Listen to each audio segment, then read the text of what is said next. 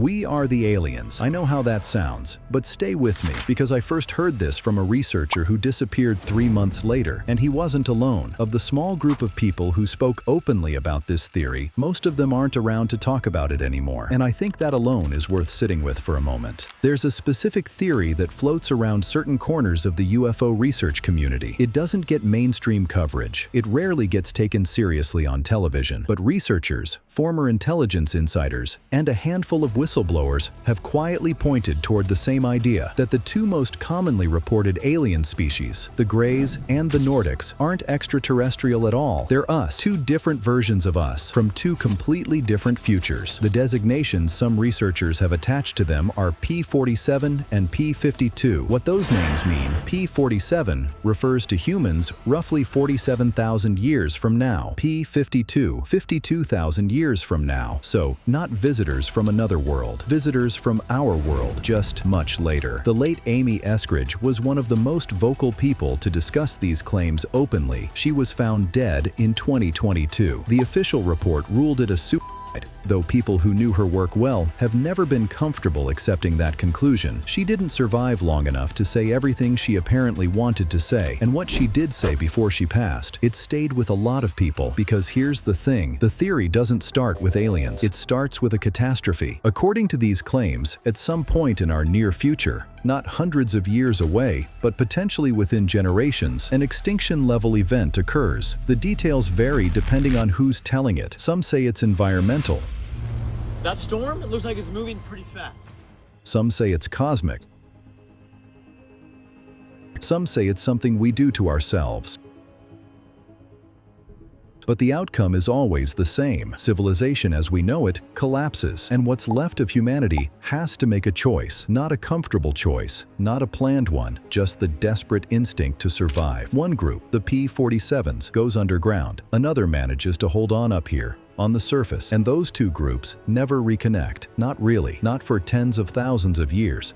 And in that time, completely isolated from each other, in completely different environments, they change. Not gradually, not in ways you'd notice over a lifetime, but over geological time. They become something else. The underground survivors, the P-47s, they're the ones who in theory became what we now call the Greys. Think about what living underground for 47,000 years would actually do to a species. No sunlight, perpetual darkness, cramped, resource-scarce environments where physical strength means almost nothing. Eyes would have to grow massively. The brain, which already consumes more energy than anything else in the human body, would likely keep developing, because in a world with no light and no physical advantage, thinking becomes your only real survival tool. The body would shrink. Muscle atrophy across generations becomes the new baseline. Skin loses all pigmentation. What's the point of melanin when there's no sun and hasn't been for 10,000 years? And after 47,000 years of this, what you get looks nothing like us. Large skull, enormous dark eyes, thin, almost weightless limbs, no visible muscle mass. And I want you to just sit with this.